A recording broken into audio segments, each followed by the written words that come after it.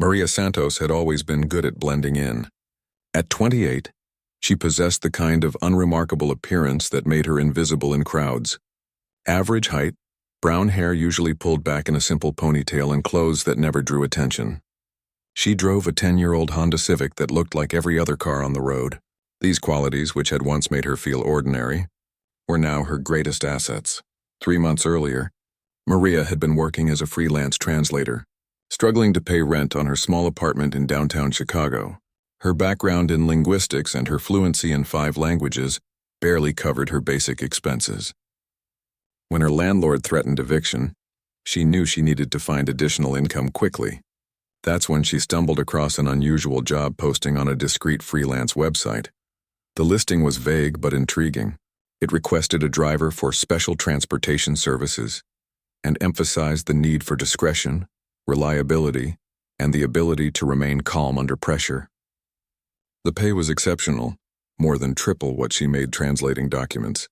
After a brief phone interview where she was asked strange questions about her driving record, her family ties, and whether she had any connections to law enforcement, Maria was hired. Her contact was a man who called himself David. She never met him in person, receiving all instructions through encrypted messages on a secure app he had installed on her phone. The first few jobs seemed innocent enough. She would pick up packages from various locations around the city, always different spots, never the same place twice. Sometimes it was a parking garage, other times a coffee shop or a park bench. She would then deliver these packages to equally mundane locations. The packages were small, usually fitting easily in a briefcase or large envelope. David had given her explicit instructions never to examine the contents, and she followed this rule religiously. The pickup and delivery points were always public places with security cameras, which struck her as odd for something that required such secrecy. But the money was too good to question, and Maria convinced herself she was simply delivering legal documents or business contracts for companies that valued privacy. As weeks passed, Maria noticed patterns in her routes. Many of the deliveries took her to the same general area of the city, an industrial district on the south side filled with warehouses and manufacturing facilities. The people she encountered during pickups and deliveries were always different, but they shared certain characteristics. They were well-dressed but not flashy, spoke in careful, measured tones, and always seemed to be watching their surroundings carefully. Maria's first real hint that something wasn't right came during her 7th job. She was instructed to pick up a package from a man waiting in Grant Park. When she arrived, she noticed 2 other cars parked nearby with people sitting inside, engines running. The man who handed her the package was nervous, constantly glancing over his shoulder. As she drove away, she realized one of the other cars was following her. Her hands trembled slightly on the steering wheel as she took several unnecessary turns, watching her rearview mirror. The car maintained its distance but stayed with her through every turn. Only when she reached the delivery point did it disappear. When she handed over the package to the recipient, a woman in an expensive coat who looked like she belonged in a corporate boardroom rather than standing alone in an empty parking lot, Maria noticed the woman's relief was palpable. That night, Maria lay awake questioning what she had gotten herself into. She researched the areas where she made deliveries, learning that several of the buildings had been linked to financial investigations in local news reports. Some had been raided by federal agents in the past year, though the articles were vague about what was found. Despite her growing concerns, Maria continued taking jobs from David. The money was simply too good to refuse, and she told herself that as long as she wasn't actually doing anything illegal, she could maintain plausible deniability. She was just a driver after all. She didn't know what was in the packages, and she made sure never to ask questions that might implicate her in whatever David's business actually involved. Her routine became almost mechanical. David would send coordinates through the app, usually the night before a job. Maria would arrive at the pickup location exactly on time, identify herself with a simple code phrase, receive the package, and drive to the delivery point. The transactions were always brief and professional. No small talk, no personal information exchanged, just business. The money allowed Maria to catch up on her rent and even start saving for the first time in years. She began to rationalize her situation, telling herself that she was probably helping some kind of legitimate business that simply valued extreme privacy.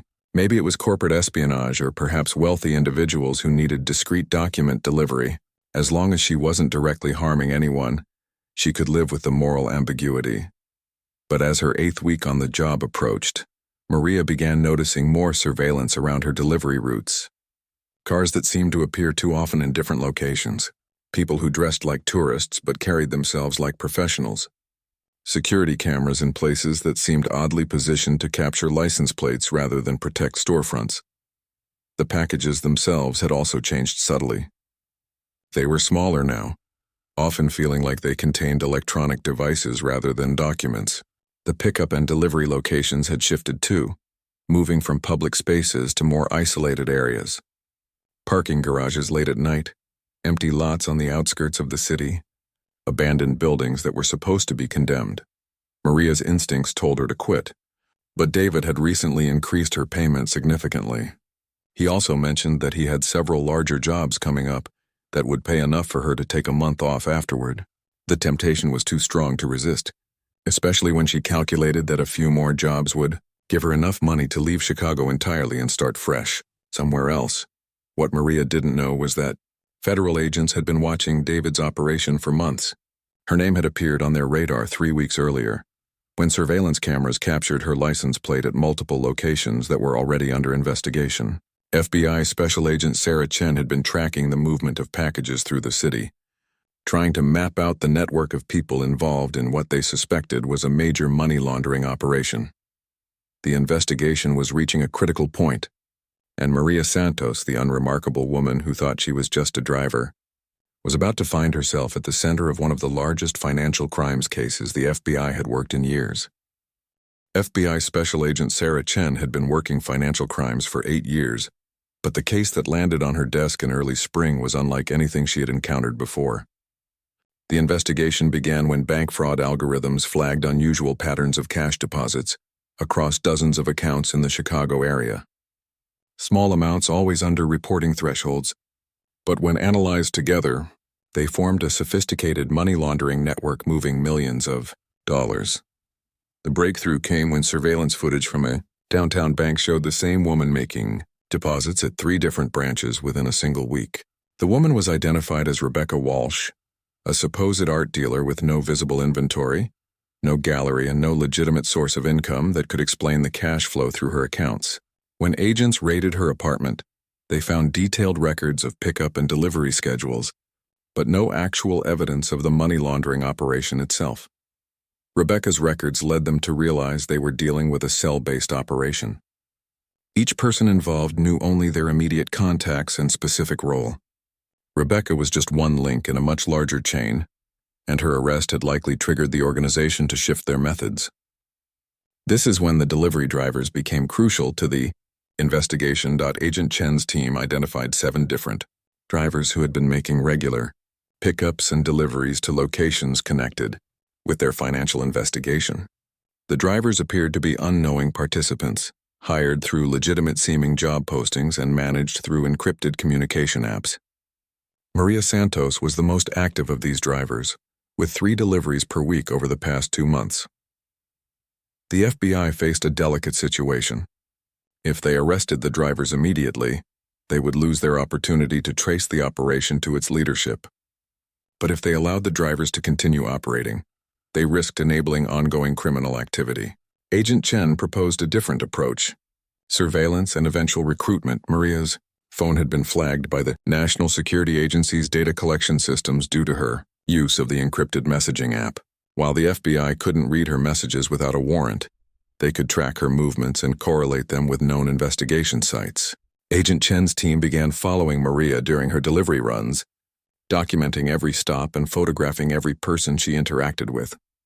What they discovered was a network more sophisticated than they had initially suspected. The packages Maria delivered weren't containing money directly. Instead, they appeared to contain encrypted USB drives, burner phones, and small electronic devices that were likely used to coordinate the actual money transfers. The physical cash was being moved through separate channels, while the drivers, like Maria, were essentially carrying the digital keys that unlocked various accounts and transactions. Agent Chen realized that Maria's role was far more critical than anyone had understood. She wasn't just a courier. She was unknowingly carrying the authorization codes that allowed millions of dollars to be moved through the criminal network. Each delivery she made triggered a series of financial transactions that laundered money from illegal activities through legitimate-looking businesses and bank accounts.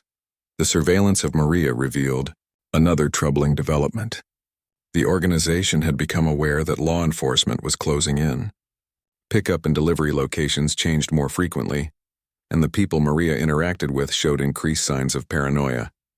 Agent Chen's team observed counter-surveillance measures being employed, extra cars following Maria's route to check for law enforcement, sophisticated communication equipment being used during handoffs, and backup personnel stationed at delivery locations. 3 weeks into the surveillance operation, Agent Chen's team intercepted communications suggesting that the organization was planning to shut down their current operation and eliminate any evidence that could lead back to them.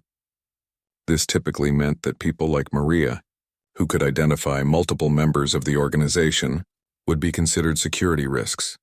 Agent Chen knew they had to act quickly, but they still needed more evidence to prosecute the leadership of the organization. The decision was made to approach Maria directly and attempt to recruit her as a cooperating witness. The approach would be risky. If Maria refused to cooperate or if the organization suspected she had been compromised, both the investigation and Maria's safety would be in jeopardy. The FBI's behavioral analysis of Maria suggested she was an ideal candidate for cooperation.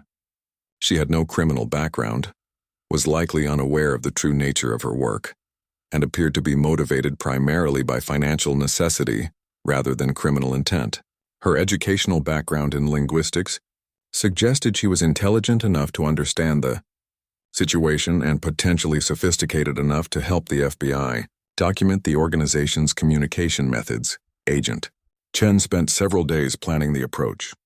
They would need to intercept Maria at a time and place where her absence wouldn't be noticed by the organization, provide her with enough information to understand the serious legal jeopardy she faced, and convince her to continue her delivery work while gathering evidence for the FBI. The opportunity came when Maria's encrypted app showed a delivery scheduled for the following Tuesday. Agent Chen's team had identified the delivery location as a warehouse in the industrial district that had been under FBI surveillance for 6 months. The warehouse was registered to a shell company that appeared to be the hub of the entire money laundering operation. Intelligence suggested that the Tuesday delivery would be larger than usual, possibly involving multiple packages and several members of the organization's leadership. It would be the perfect opportunity to gather evidence against the top tier of the criminal network, but it would also be extremely dangerous for Maria if the organization suspected any law enforcement involvement. Agent Chen made the decision to approach Maria the day before the scheduled delivery. The plan was to intercept her at her apartment, explain the situation, and give her the choice between immediate arrest and cooperation with the FBI's investigation. They would offer her immunity from prosecution in exchange for her help in gathering evidence against the organization's leadership. The stakes couldn't be higher. If Maria agreed to cooperate, she would need to continue making deliveries while wearing recording devices and potentially placing tracking equipment on the packages she carried. If the organization discovered what she was doing, her life would be in immediate danger. But if the FBI could successfully gather evidence through Maria's cooperation, they would be able to prosecute a criminal network that had laundered over $50 million in the past year alone. What Agent Chen didn't know was that Maria had already begun to suspect she was involved in something illegal. Her own research into the delivery locations and the behavior of the people she interacted with had led her to similar conclusions as the FBI's investigation Maria had been planning. To quit after one more job the same Tuesday, delivery that the FBI was hoping to use as evidence against the organization's leadership the Monday evening. When Agent Chen knocked on Maria's apartment, door would change everything. Neither woman knew that their meeting would set in motion a series of events that would culminate in one of the largest coordinated law enforcement operations in Chicago's recent history, with Maria Santos, the woman who thought she was just a driver, playing a crucial role in bringing down a criminal organization that had operated undetected for over 3 years. When Maria opened her apartment door that Monday evening and saw the woman in the dark suit holding an FBI badge, her first thought was that someone had made a terrible mistake. Agent Sarah Chen was shorter than Maria had expected an FBI agent to be, with kind eyes that seemed to contradict the serious nature of her visit. Behind her stood another agent, a tall man who introduced himself as Agent Rodriguez. Maria's hands shook as she invited them inside her small apartment. The cramped living space suddenly felt even smaller with two federal agents sitting on her second-hand couch. Agent Chen spoke in a calm, professional tone that somehow made the situation feel even more surreal. The agents laid out photographs on Maria's coffee table, images of her car at various delivery locations, timestamps showing her movements over the past several weeks, and pictures of people she had handed packages to. Maria recognized every face, every location. The evidence was undeniable. She'd been under surveillance for weeks without knowing it. Agent Chen explained that Maria had been unknowingly working for a sophisticated money laundering operation.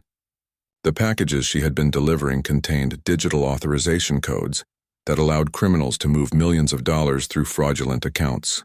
Each delivery Maria made had facilitated transactions that helped hide money from drug trafficking, tax evasion, and other serious crimes. Maria listened in stunned silence as the scope of the operation was revealed. The organization had been operating for at least 3 years, using a network of unknowing drivers, fake businesses, and corrupted financial accounts to clean dirty money. The FBI estimated that over $50 million had been laundered through the network during the time Maria had been working for them. The legal implications were staggering. Even though Maria had been unaware of the criminal nature of her work, she could potentially face federal charges for money laundering, conspiracy, and transportation of stolen property. The agents explained that the justice system didn't always distinguish between knowing and unknowing participants in criminal conspiracies. Agent Chen presented Maria with two options. She could be arrested immediately and face prosecution along with the rest of the criminal organization when the FBI moved to shut down the operation, or she could cooperate with the ongoing investigation, helping the FBI gather evidence against the leadership of the money laundering network in exchange for immunity from prosecution. The choice seemed obvious, but the reality was terrifying. If Maria agreed to cooperate, she would need to continue her delivery work while wearing hidden recording devices and potentially placing GPS trackers on the packages she carried. She would be walking into meetings with criminals who wouldn't hesitate to kill her if they discovered what she was doing. Agent Rodriguez explained the safety protocols the FBI would implement. Maria would have backup agents positioned near every delivery location, ready to intervene if anything went wrong. She would carry a panic button that would summon immediate assistance if she felt threatened. But despite these precautions, both agents acknowledged that the work would be extremely dangerous. Maria asked for time to think, but Agent Chen explained that the Tuesday delivery scheduled for the next day was crucial to their investigation. Intelligence suggested that several high-ranking members of the organization would be present at the warehouse location, and it might be their only opportunity to gather evidence against the leadership before the network shut down and disappeared. The conversation continued past midnight as Maria grappled with the decision.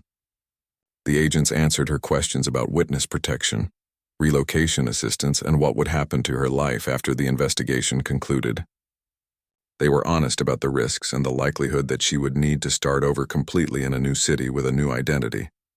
Finally, at 2 a.m, Maria agreed to cooperate.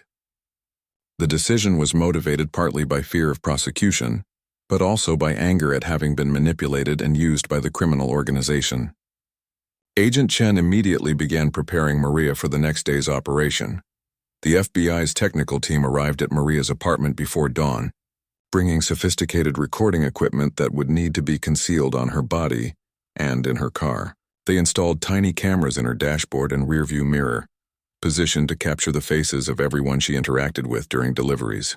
A nearly invisible microphone was sewn into her jacket collar, and a GPS tracker smaller than a coin was hidden in her car's wheel well.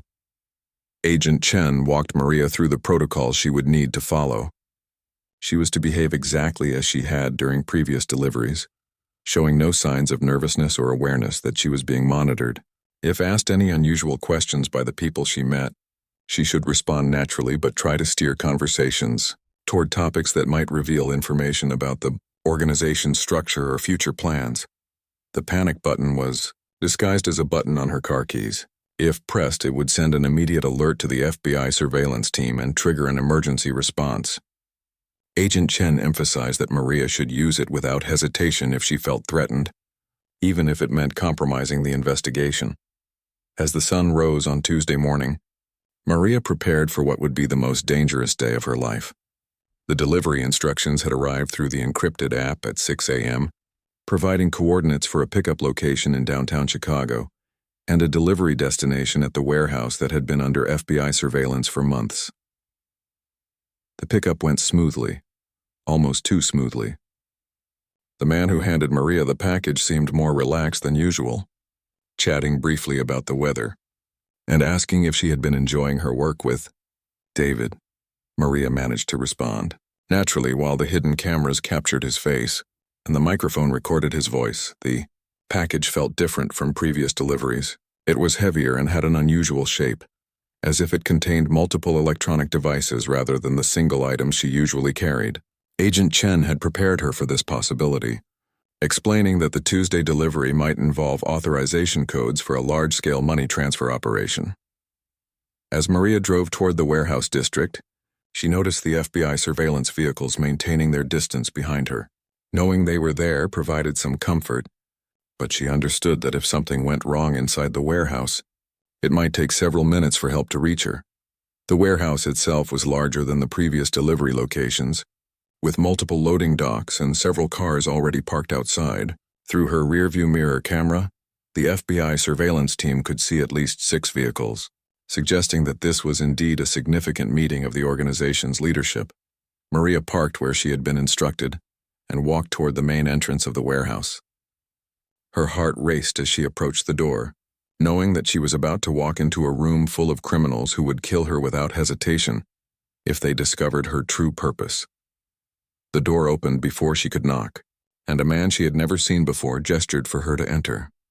As she stepped inside the warehouse, Maria realized that this delivery was unlike anything she had done before. The space was filled with sophisticated computer equipment, multiple people in expensive suits, and an atmosphere of urgency that suggested something major was happening. What Maria didn't know was that she had just walked into the final phase of the money laundering operation. The organization was preparing to move their entire criminal enterprise to a new location, and the package she carried contained the final authorization codes needed to transfer millions of dollars to offshore accounts before they disappeared forever. The FBI surveillance team watched through the warehouse windows as Maria handed over the package, knowing that the next few minutes would determine whether their months of investigation would result in the arrests of a major criminal organization or whether Maria Santos would become another victim of the dangerous game she had unwittingly agreed to play. Inside the warehouse, Maria found herself in a world she had never imagined. The vast space had been converted into a sophisticated operations center, with rows of computer stations, multiple large monitors displaying financial data, and communication equipment that looked more advanced than anything she had seen outside of movies. At least 12 people were working at various stations, all dressed in business attire that seemed oddly formal for a warehouse setting. The man who had let her in introduced himself as Marcus, though Maria suspected this wasn't his real name. He was well-dressed and spoke with the confidence of someone accustomed to being in charge. Marcus directed her toward a conference table where 3 other people were waiting, including a woman Maria recognized from previous deliveries. As Maria approached the table, she noticed that the package she had delivered was already being opened. Inside were several small electronic devices that looked like specialized USB drives, along with what appeared to be encrypted cell phones.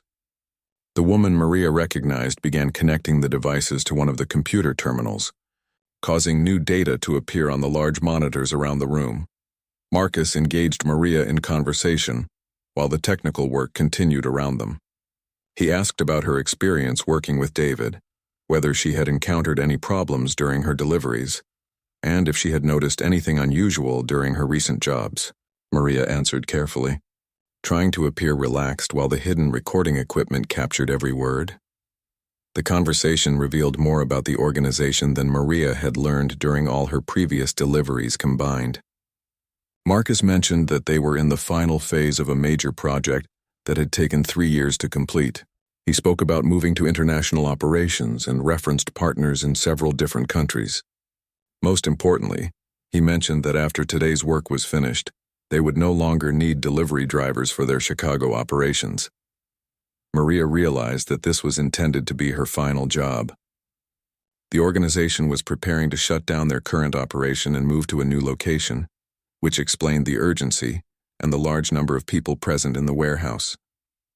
It also meant that people like her, who could identify members of the organization, were likely considered security risks that needed to be eliminated. The technical work at the computer terminal was proceeding rapidly. Maria could see financial data flowing across the monitors, with numbers that represented millions of dollars being transferred between accounts. The devices she had delivered were apparently the final pieces needed to authorize these transactions, allowing the organization to move their accumulated profits to offshore accounts before disappearing. Agent Chen's voice came through the tiny earpiece hidden in Maria's ear, so quietly that only she could hear it. The FBI had been monitoring the wireless signals coming from the warehouse and had determined that a massive money transfer operation was in progress. The agents outside were coordinating with federal financial authorities to freeze the accounts being used, but they needed more time to trace all the transactions. Marcus began showing Maria around the warehouse operation. Apparently proud of the sophisticated system they had built, he explained that they had been processing financial transactions for clients across the country, helping them move money without attracting attention from government regulators. He described it as a service business, carefully avoiding any mention of the illegal sources of the money they were laundering. The tour revealed the true scope of the criminal enterprise. Multiple rooms contained servers and communication equipment worth millions of dollars. There were sleeping quarters suggesting that some staff lived on site, and a kitchen area stocked with enough supplies to support the operation for weeks. This wasn't just a money laundering operation. It was a complete criminal infrastructure that had been operating like a legitimate business. In one of the back rooms, Maria saw something that made her blood run cold. Wall-mounted monitors showed security camera feeds from around the city, including views of several locations where she had made previous deliveries. The organization had been conducting their own surveillance operation, watching for law enforcement activity and monitoring the movements of their drivers and contacts. One of the camera feeds showed the street outside the warehouse, and Maria could see unmarked cars positioned in the area. She realized that the FBI surveillance vehicles were visible on the organization's security monitors. If the criminals hadn't already noticed the law enforcement presence, they would soon. Marcus noticed Maria's attention to the security monitors and made a comment that chilled her to the bone. He mentioned that they had recently become aware of increased law enforcement interest in their operations and had been taking steps to protect themselves.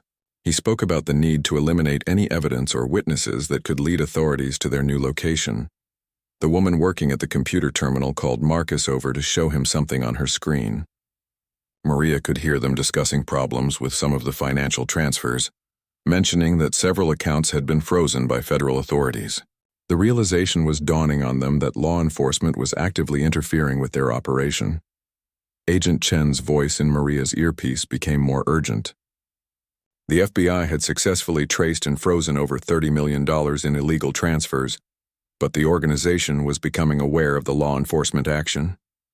The agents outside were preparing to move in, but they needed Maria to get to a safe location within the warehouse before they breached the building. Maria excused herself to use the bathroom, following Marcus's directions to a small facility near the rear of the warehouse.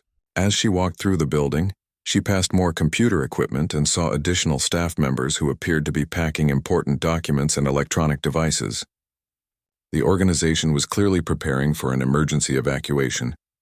In the bathroom, Maria whispered updates to the FBI through her hidden microphone, describing the layout of the warehouse, the number of people present, and the locations of what appeared to be weapons storage areas she had noticed during her tour. Agent Chen confirmed that federal agents were in position around the building and would begin their operation within the next few minutes. When Maria returned from the bathroom, she found the atmosphere in the warehouse had changed dramatically. People were moving with increased urgency, packing equipment and preparing to leave. Marcus was engaged in an intense conversation with someone on a secure phone, and his demeanor had shifted from friendly to suspicious. The woman at the computer terminal was working frantically to complete the remaining financial transfers before more accounts could be frozen. Large sums of money were still moving through the system, but federal authorities were closing down the pathways faster than the criminals could adapt. Marcus approached Maria with a new expression on his face. He began asking more pointed questions about her recent deliveries, whether she had noticed anyone following her, and if she had spoken to anyone about her work with David.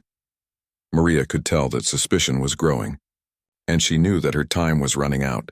The moment of truth was approaching. Outside the warehouse, FBI agents were moving into position for a coordinated raid that would shut down one of the largest money laundering operations in the region's history. Inside the building, Maria Santos found herself surrounded by criminals who were beginning to suspect that their operation had been compromised, and that she might be the reason why. Agent Chen's final message through the earpiece was simple: "Get down and stay down. We're coming in." The first sign that something was seriously wrong came when Marcus suddenly stopped talking mid-sentence and stared at one of the security monitors. Maria followed his gaze and saw what had caught his attention. Unmarked vehicles were moving into position around the warehouse, and figures in tactical gear were visible near the building's exits. Marcus grabbed a radio from the conference table and spoke rapidly into it, using code words that Maria didn't understand, but which clearly conveyed urgency and danger.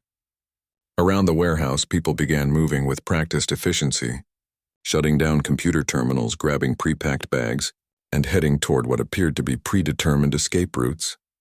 The woman at the main computer terminal was typing frantically, trying to complete the financial transfers before the operation was shut down. Numbers continued to flash across the monitors as millions of dollars moved through the electronic pipeline. But the pace was slowing as more accounts were being frozen by federal authorities. Maria realized that she was now in extreme danger.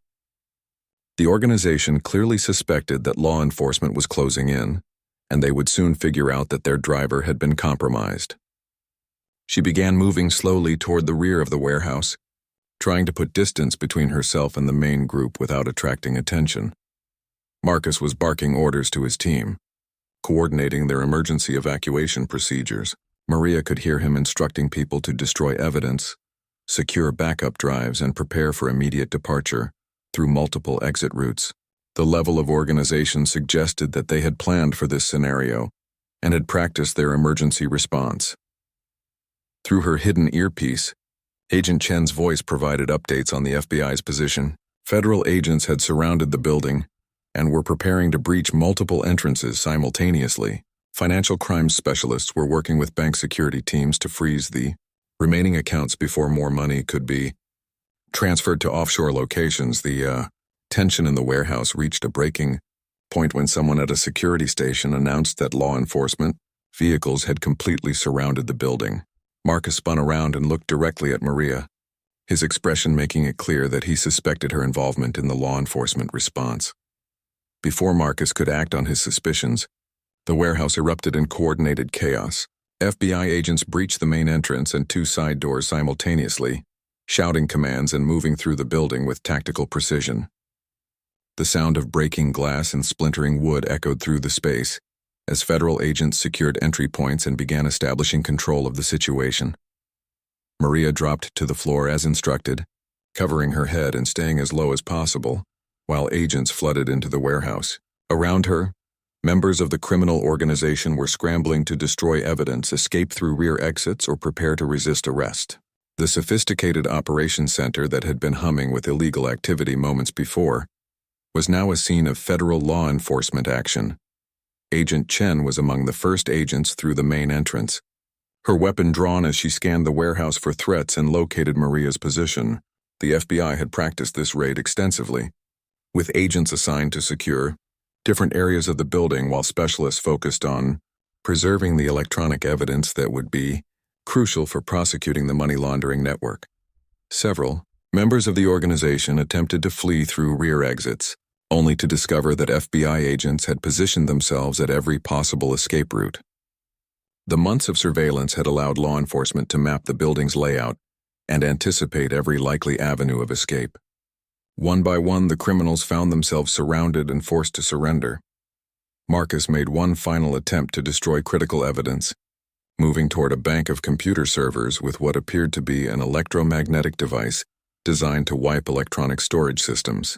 Agent Rodriguez tackled him before he could reach the servers, preserving what would prove to be thousands of financial records documenting the organization's money laundering activities. The woman who had been operating the main computer terminal continued working even as FBI agents approached her position, desperately trying to complete one final large transaction before the system was shut down. Computer specialists from the FBI's cyber crimes unit moved quickly to secure her workstation and prevent any additional money transfers. Within 15 minutes of the initial breach, the FBI had established complete control of the warehouse.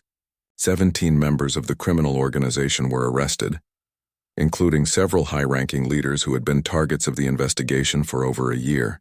The sophisticated electronic equipment was secured as evidence, containing financial records that would enable prosecutors to trace the money laundering network's activities over several years. Maria remained on the floor until Agent Chen personally helped her to her feet and escorted her to a safe area outside the warehouse. The relief of surviving the dangerous operation was overwhelming, but Maria knew that her involvement in the case was far from over. She would be a crucial witness in the prosecution of the money laundering network, and her testimony would be essential for convicting the organization's leadership.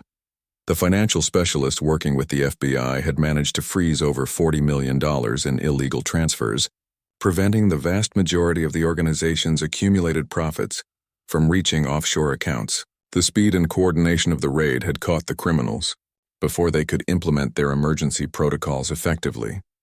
Agent Chen explained to Maria that the evidence collected during the raid would likely result in dozens of additional arrests as investigators traced the network's connections to other criminal organizations around the country. The computer records seized from the warehouse contained detailed information about clients, financial pathways, and operational procedures that would help law enforcement understand the full scope of the money laundering enterprise. The immediate danger was over, but Maria's life had been permanently changed. Her cooperation with the FBI had been instrumental in shutting down a major criminal operation, but it also meant that she would need to enter witness protection and relocate to a new city with a new identity. The criminals who had been arrested had connections to dangerous organizations that wouldn't hesitate to seek revenge against those who had helped bring them down. As Maria sat in the back of an FBI vehicle, watching federal agents process the crime scene at the warehouse, she reflected on how drastically her life had changed in just a few months.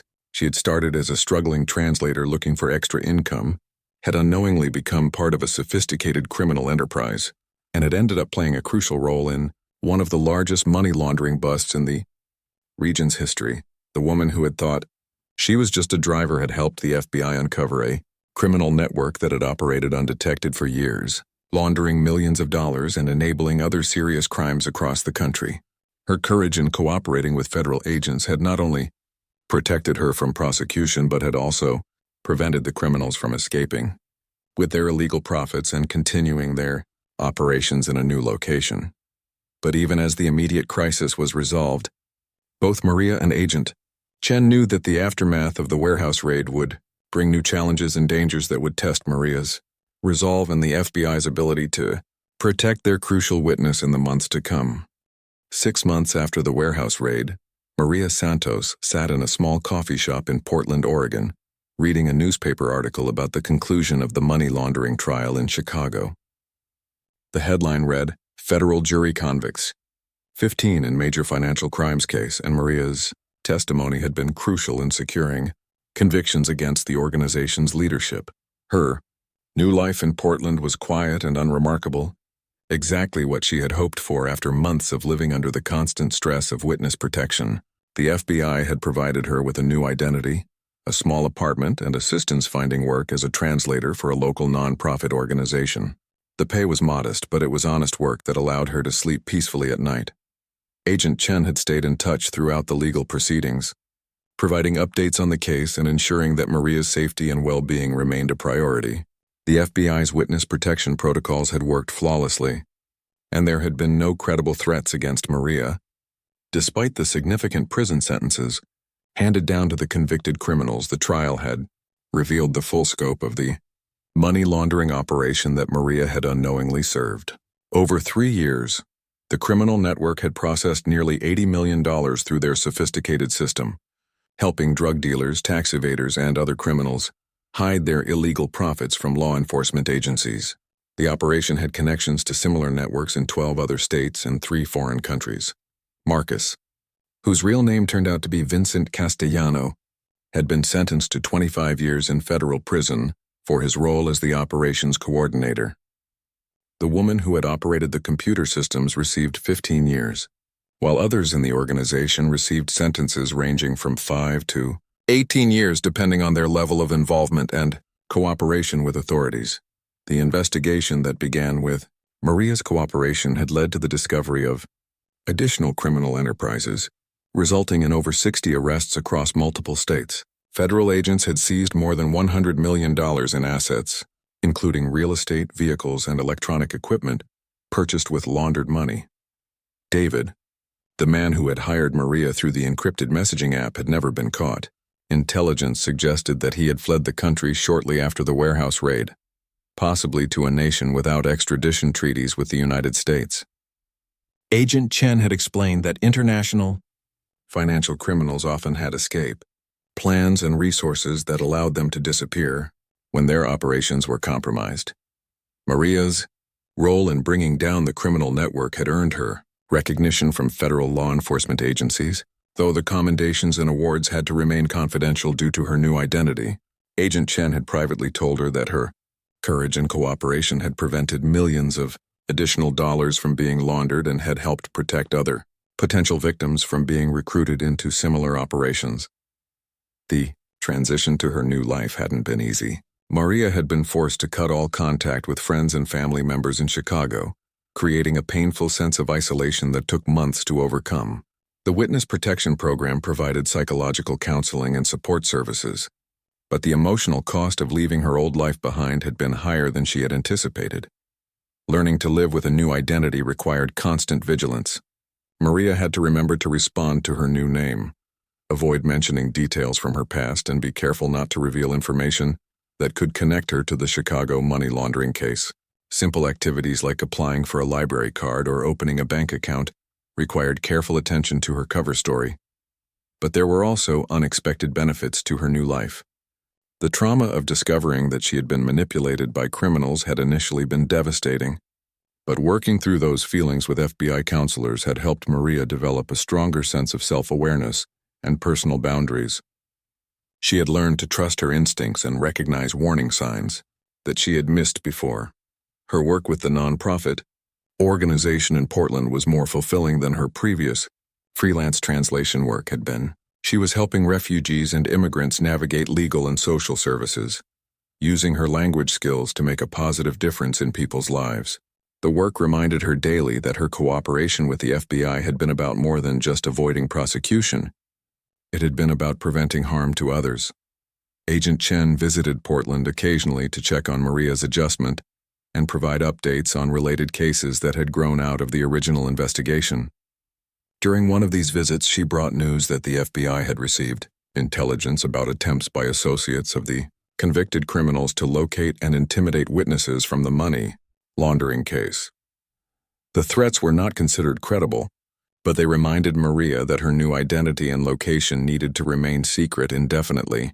The criminal organizations that had been disrupted by the investigation had long memories and significant resources, and witness protection was a permanent commitment rather than a temporary safety measure.